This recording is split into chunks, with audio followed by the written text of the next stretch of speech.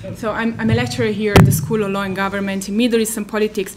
And just before showing to you, playing a very short excerpt of, for just 5 minutes, from a very interesting movie which is called Return to Home. So I just wanted to echo what Walt said before. I've been thinking a lot about this conference in the past few days, and I was kind of very much, I had conflicting emotions. I was kind of afraid that, being here all together with such, emotionally charged, souls, I wasn't sure about how they would have played out, but actually today I'm really, really thankful that we are all here together, not only because we can kind of discuss and put in common this sorrow, pain, anger, whatever we feel. In my case, for instance, is anger, what I really feel against warmongers from, all over the world, from any nationality and place of birth, but also because I'm really thankful that we do not forget that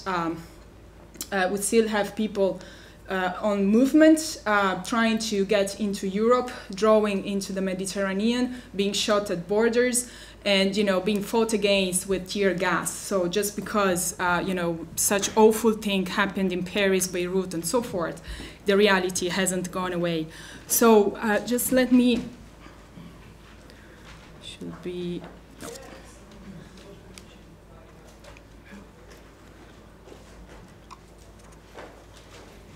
Sorry. I think it's better if you just do that.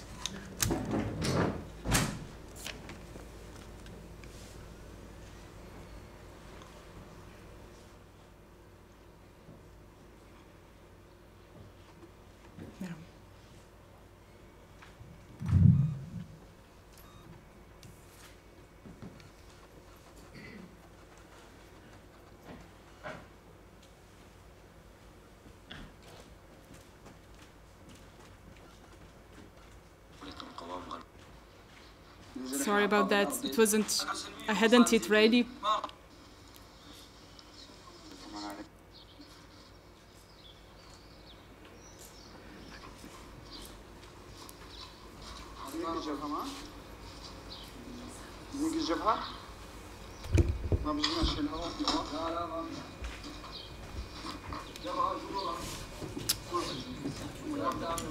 Oh.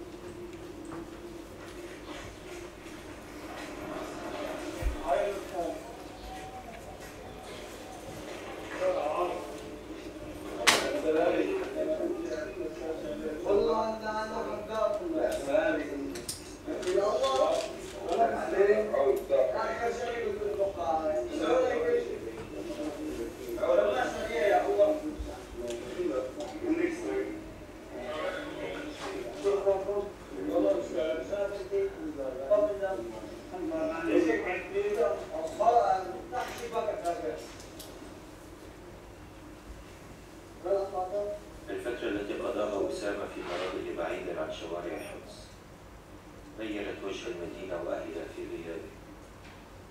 تغيرت حمص التي يعرفها وتغير المزاج كله. الشغف بالسلاح انتشر كوباء عند من كان في القريب رفاقه في الكفاح السلمي. الجميع يتحدث عن المعارك وعن الخسائر العسكرية للجيش في حمص. كان أسامة مثل مخترع يكتشف مدينة جديدة، وكان حين يريد أن يكون وحيدا يأخذ كاميرته ويغادر باحثا عن تفاصيله المفقودة.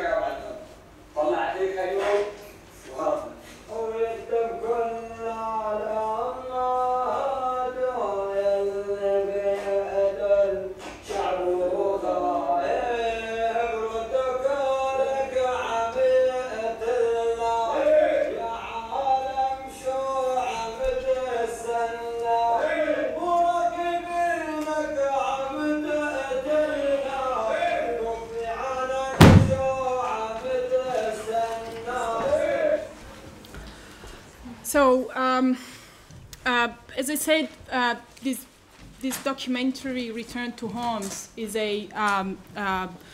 is actually a terrible and beautiful at the same time documentary about the everyday, if you want, reality of the war in Syria, and it's very much about the spiraling down of the protest from a peaceful protest movement, non-violent protest movement, into an armed conflict, and you have seen some documentation about that. But it's also about, as you can see here, you have another element that keeps coming back during the documentary, and which is this presence or this invocation. We can see that here. We can see that Bassett here is asking for an international intervention, is asking for the NATO to intervene and so forth. So we have this element of this international presence, keeping coming up and keeping emerging from the documentary. And in effect, this is one of the most noticeable and most evident as well characteristics of the conflict in Syria. So the fact that we have a lot of countries that are present on the ground through proxies or through, if you want, national armies and national, it's on, yeah. Yes, yeah. Okay, so through proxies or through you know, international coalitions and national armies is, as I was saying before, one of the most noticeable and evident characteristics. And we have all this, you know, this huge number of countries that are present have conflicting agendas and conflicting interests, and also have different opinions about how the future, what the future of Syria should be. This is indeed one of the, we know that very well, it's nothing new, and this is one of the, if we want, the crucial elements that make conflicts resilient. So we have a number of conflicts that have the same, very similar, you know, characteristic, and one that comes to, you know, one of the most, if we want, easy example to make is definitely the conflict in Afghanistan, okay, which resembles very much Syria for this aspect. Although in the case of Syria, we have, if you want, the very specific characteristics, of course, and in particular, what is, you know, what I would like to focus on, and I think this is a very direct, if we want, consequence of the mobilization and the disruption, if you want, of the status quo that we have in 2010, 2011, is the fact that we have very old issues, and I'm thinking of, for instance, the Kurdish issue or the Iran-Saudi Arabia competition that have become stronger, have somehow acquired the new strength since 2010, 2011. Probably the most noticeable consequence of the mobilization in 2010, 2011 is the fact of having somehow opened up new possibilities for you know, for political players and political actors to take political action. So if we want to have a definition of the uprisings in 2010, 2011, or at least this is the definition I would give, is a sort of eruption of activism that has provided new political possibilities for new political actors to actually try to seize those possibilities and opportunities for mobilization, and therefore we have an increase in the competition for political space, political credibility, political power, and so forth.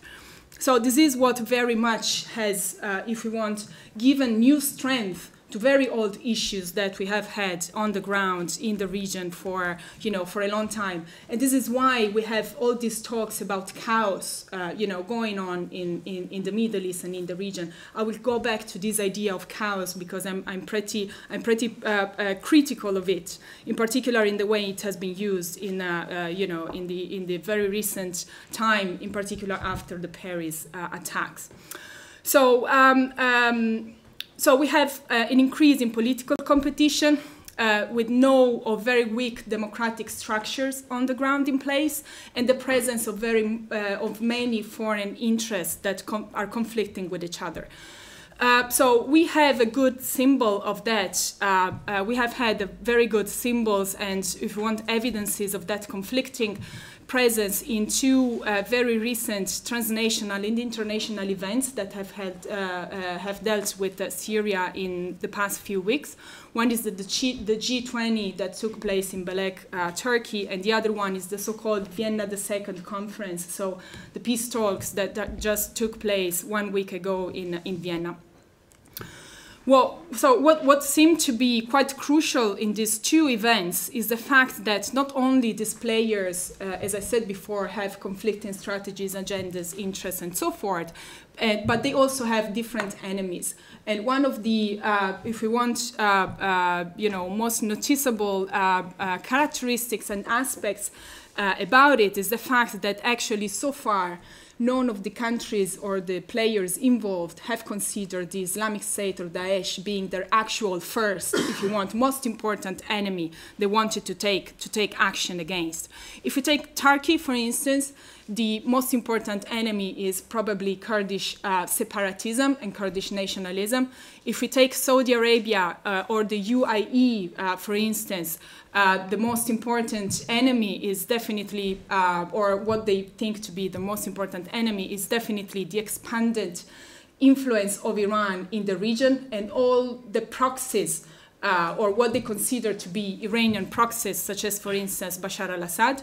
If you take Bashar al-Assad himself, definitely the Islamic State is an enemy, but Bashar al-Assad would very much like not to have nothing else in between himself and the Islamic State, because that would increase his credibility as the only, if we want, the only player, the only actor that would be able to bring back stability to Syria. So definitely its main target, its main enemy is the remnants of the Syrian opposition, which is, however, also also been targeted by Russia in the very recent airstrikes, and is also targeted by Iran as well.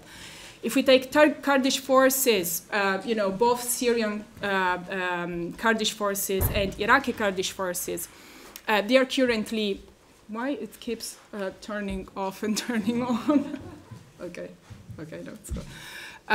They are definitely, fighting against ISIS, against the Islamic State, but it's not clear very much whether, once they will take control over Kurdish areas, they will continue fighting Daesh.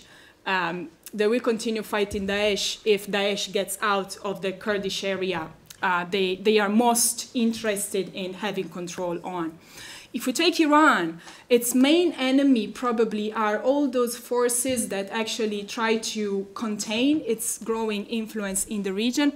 And in particular, I'm thinking of the kind of Arab-Sunni coalition that has been, containing Iran's influence so far, and in particular, since the revolution. And finally, if we take the U.S., definitely, the U.S. of course is waging war in terms of airstrikes and drone warfare, but in a broader framework of growing disengagement that started with Afghanistan and Iraq. So we have this broader, if you want, this broader picture of many actors being in the, thanks, Annika.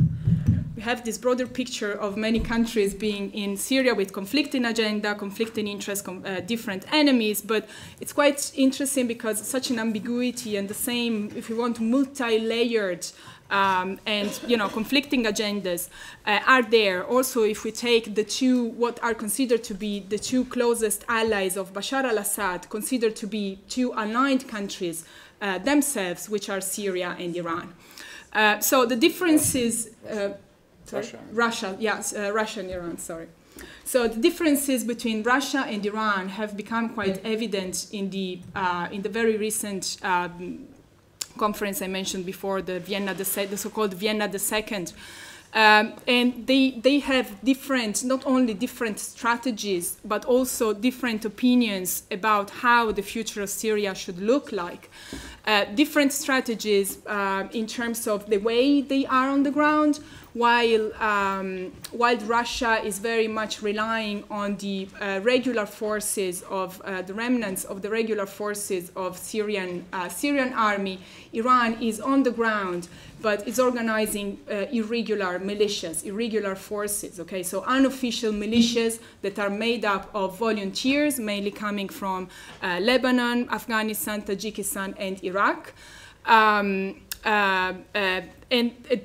That take orders from Iran and not from Assad. The very much, if you want, long-term goal of Iran is the one of building on these irregular forces in order to strengthen them and hoping that they will play a role in the future of Syria once, if we want, Bashar al-Assad, will be gone and there will be a new Syria to be built up. The most important point for Iran is that these irregular forces will be, if you want, will be representing the interest of Iran, which is the one of having a future Syria that is aligned with Hezbollah on anti-Israeli position. So that's, if you want, the long-term strategy that Iran is trying to pursue. When it comes to Russia, not only Russia has a different type of strategy on the ground, we just mentioned that, so a different way of relying on different forces, much more on the regular Assad army rather than irregular forces. but also the repeated meetings that Russia and Israel have had in the past months, the huge number of trade agreements, in particular in the military sector, that Russia and Israel have signed, the fact that they are avoiding clashes, and the fact that Israel has not expressed a negative opinion on the Russian presence in the Middle East and in Syria somehow suggest that Russia might not be that interested in having an anti-Israeli Syria in the future. To conclude, what I've tried to do is just to give you a few elements in order to be able to put on the map, if you want, what Salam is going to tell us. But I also, and this is very much, the point I would like to conclude on, I also think that it's about time that we kind of, promote and carry out, if you want, a complementary approach as well. So I think that the who's who in Syria is really important. Geopolitics, of course, is really important. Security is really important, and so forth. But I also think that, in particular, in the light of the events in Paris, the events in Beirut, and the everyday explosions and bombings and attacks that we have in Baghdad, I think that we should also promote studies, for instance, on the history of the Middle East, the study on the history of colonialism and neo-colonialism in the region since World War I. We should much more promote the study of unorthodox and heterodox readings of Islam, for instance, the very rich tradition of unofficial readings, and, if you want, critical readings of Islam that is really rich, that is really rich, but it's very much overlooked. And definitely a reflexive and critical analysis of terrorism and our anti-terrorism policies. So definitely we should get a deeper understanding when it comes to what's going on in the region, but I also think that we definitely should get a deeper understanding of our own society. And when I say our, I basically mean Western European. So what are, for instance, the long-term trajectories that define our societies, okay? And this is also why as I said at the beginning, I'm very critical of this idea of chaos and the idea that war, that has been very much, circulating after the attacks in Paris, that war and chaos have been brought to us from outside. I really think that our societies are ticking time bombs. We have very much polarized society. We have divided society. We have been, carrying out and implementing policies for the last decade that have not only polarized, as I said, our society, but have also excluded entire social groups. So I definitely, when we talk about reactions to what happened in Paris, of course, it's important to discuss, security, to discuss this kind of issues, but we wouldn't go that far without a broader, a broader understanding, if you want, or a broader picture, having a broader picture in mind. So thank you very much. I would leave the floor to Salam now. Sorry, just to keep